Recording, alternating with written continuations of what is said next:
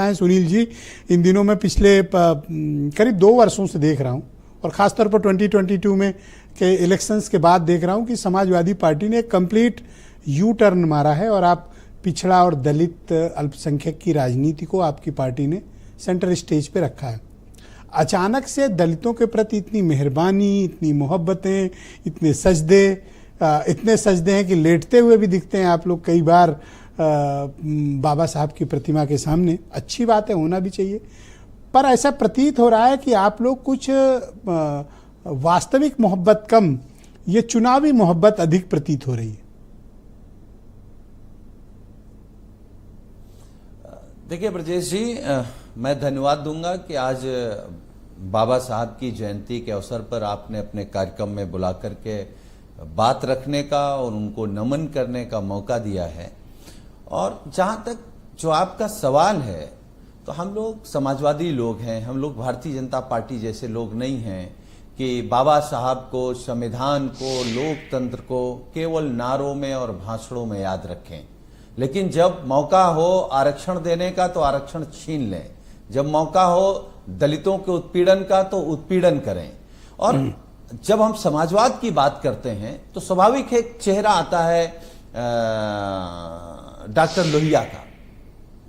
Doctor Lohia और doctor Ambedkar साहब दोनों लोग मिलकर के इस देश में सामंती सोच के खिलाफ लड़ना चाह रहे थे।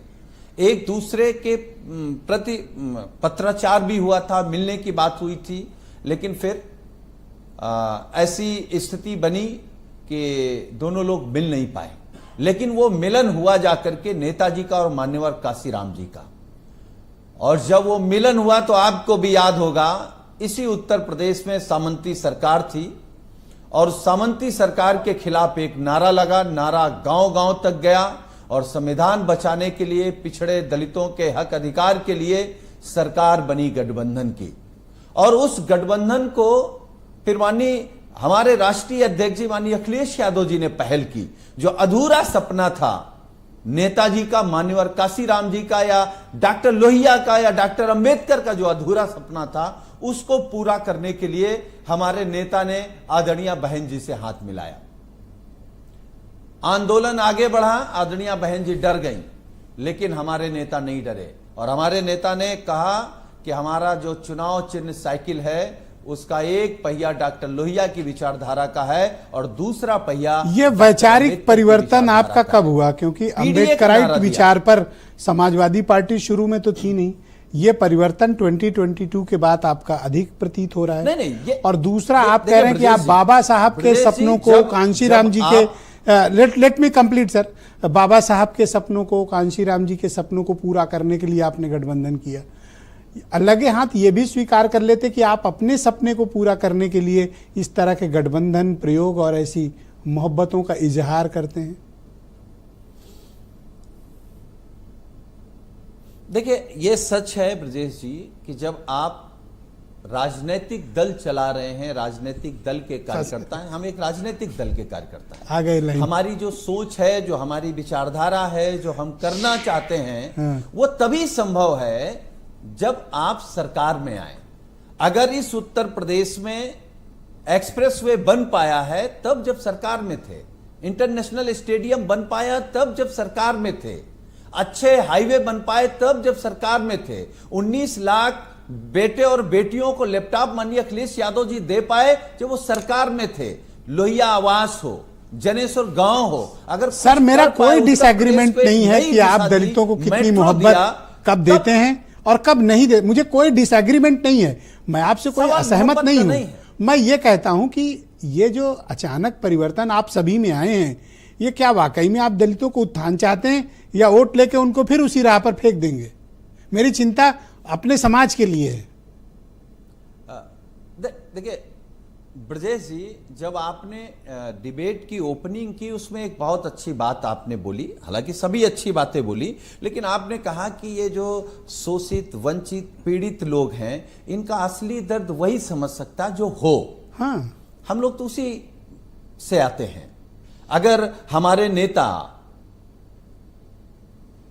ऑस्ट्रेलिया से पढ़ करके इंजीनियरिंग करने के बाद, उत्तर प्रदेश में 5 साल मुख्यमंत्री रहने के बाद इतने शानदार काम करने के बाद, इतने विजनरी नेता होने के बाद भी अगर उनका घर गंगा जल से धुलवाया जाएगा, वो जिस मंदिर जाएंगे उसको गंगा जल से धुलवाया जाएगा, तो ये तकलीफ तो ना आप समझ सकते हैं, ना अनिला सिंह जी समझ सकती हैं। मैं सहमत हूं। तकलीफ तो पीड़ित मैं उसको नहीं समझ सकता। मैं अपनी बात स्वीकारता हूं कि मैं उस तकलीफ को नहीं समझ।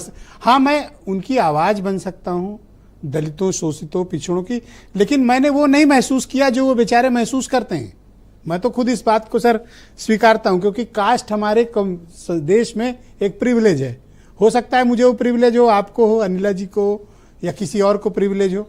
मैं इस कार्यक्रम को आगे बढ़ाता चाहता जी। मैं 1 मिनट में बात खत्म सर 10 सेकंड दे पाऊंगा सर, प्लीज। ब्रजेश जी, मैं आपको इसलिए धन्यवाद दूंगा कि आप शोषित, वंचित, पीड़ितों की आवाज लगातार बनते हैं, और आजादी से पहले से लेकर के इस देश में 1977 तक इन पिछड़े, गरीब, दलित, शोषित, वंचितों की आवाज हमेशा बड़ी जाति के लोग हुए हैं जी।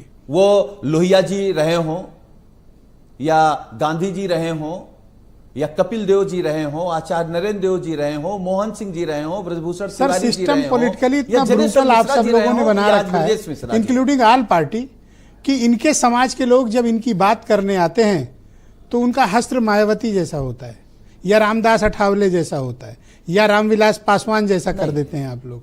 आवाज को ही आप लोग गायब कर देते हैं सर, और इसमें आप सब सम्मिलित हैं। मैं कोई आप पे अकेले इल्जाम नहीं डाल रहा हूं, मैं कांग्रेस के लिए भी यही बात कहता हूं। मैं सुशील पासी जी राष्ट्रीय सचिव हैं कांग्रेस कमेटी